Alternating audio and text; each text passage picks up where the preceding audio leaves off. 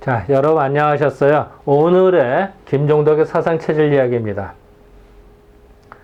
100년 전에 스페인 독감 우리나라 유행했는데요. 그 당시 상황들을 날짜별로 조목조목 살펴보겠습니다.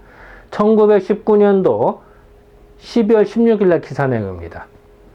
전화 교환수가 부족하더라. 지금이야 전화가 다 자동이죠. 근데 옛날에는 전화를 걸으면요. 전화 잭 꽂아서 이렇게 꽂고 하는 전화 교환수가 있었습니다. 옛날에는. 몇 번 원하세요? 찍고 뭐. 그래서 아마 영화 보면 가끔 보이실 거예요. 근데 그 교환수가 그 박봉이라 줄어들었고 또 스페인 독감에 걸려서 결근을 하고 그래서 완전히 그 생고생을 하더라. 너무 바쁘더라. 이런 기사 내용입니다. 그 당시 시대 상황을 알 수 있는 기사 내용인 것 같습니다.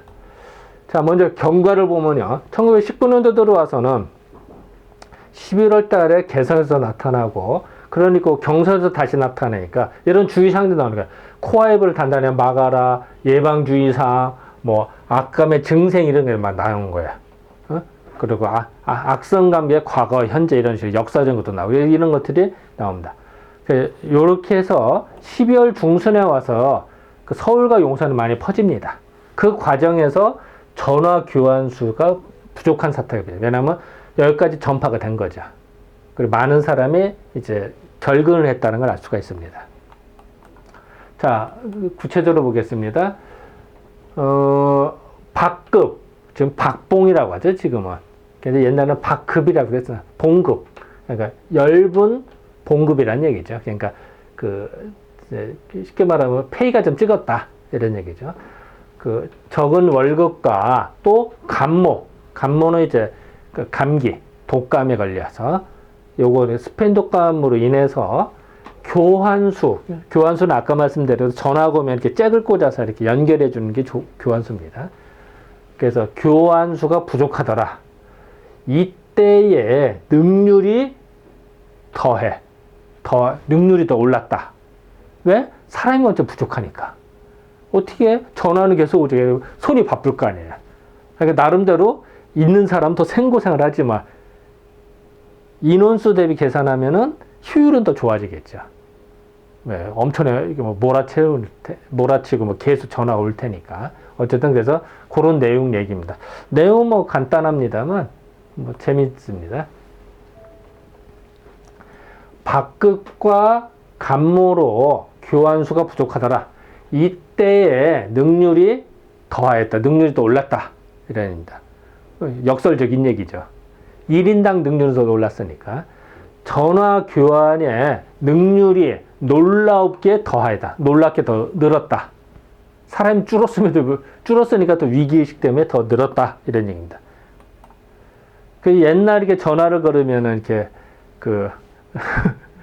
이게 더 옛날 전화는 이렇게 그 통하고 이렇게 하는 거 나오죠.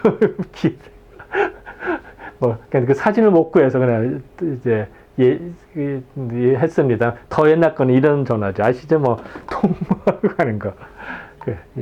어쨌든 그 전화에 교환수가 연결을 했죠. 요새 같은 바쁜 때는, 요새 같이 바쁠 때는, 연말이니까 바쁘겠죠. 12월이. 에는 한 번 전화를 걸려면 3, 4분씩 기다려. 3, 4분씩 기다려야 돼. 전화 걸어서. 이렇게 교환수가 바꿀 때, 저 몇 번 바꿔주세요. 연결해 주세요. 이렇게. 기다리게 되어서 통화하는 사람에게 불편을 끼친 것이 많은데, 너무 이제 기다리는데 바쁜데.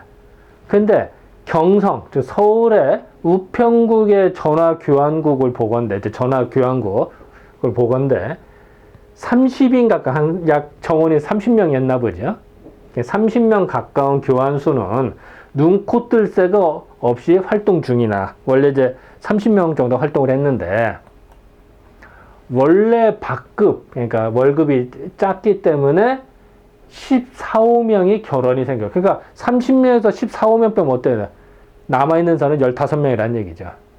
그런데 또 유행성 감모로 결근을 하는 사람이 10여 명이나 됐어요. 그래서 요거하고 요걸 합쳤던 20여 명이나 결근을 했어. 다 빠졌어. 그러면 30명에서 20명 빠지면 얼마예요? 10명밖에 안 남았죠. 이런 식의. 그래서 총 30명에서 이같이 부족이 생기면 총 30명에서 20명 빼니까 10명밖에 안 남잖아요. 그러니까 무지 힘들겠죠. 그래서 감독자가 어쩌지 감독관도 일을 도와주게 되는 거예요. 사람이 없으니까. 감독자가 교환대에 앉아서 친히 전화를 교환하게 되었다. 이제 도와준 거예요, 일을. 사람이 없으니까. 근데 이게 좀 하루 8만 회 이상의 통화가 있었대요. 자, 이 정도 인원수에서 8만 회 이거를 감당할 수 있을까, 하루에? 이거 좀 이상해요. 뭔가 물음표는 쳐집니다만, 어쨌든 저도 이쪽 전공자는 아니어서, 좀, 일단, 그냥 그대로 번역을 했습니다. 8만 회 이상의 통화가 있음으로써, 이 당시 서울 시내 전화번호가 4자리밖에 안 됐거든요. 그런데 8만 번이나 통화한다? 좀 그렇습니다. 어쨌든 있음으로써 대대적으로 활동은 하지만은 이 같은 불편을 깨닫게 되면 이제 너무 힘들었다 이런 얘기죠.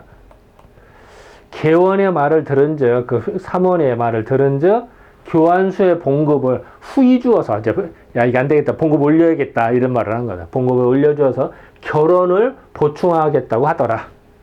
사람을 이제 보충을 해보게 되겠다 이런 얘기를.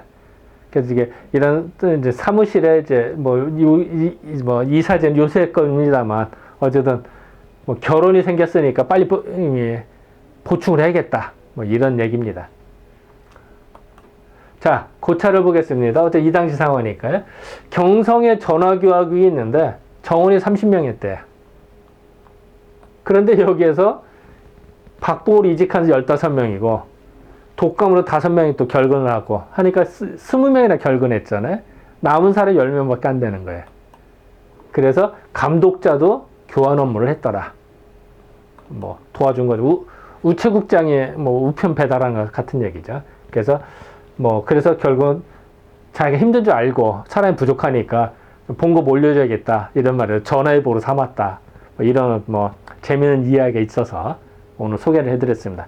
자, 지금까지 12월 16일에 대한 기사를 살펴보았습니다. 네, 감사합니다.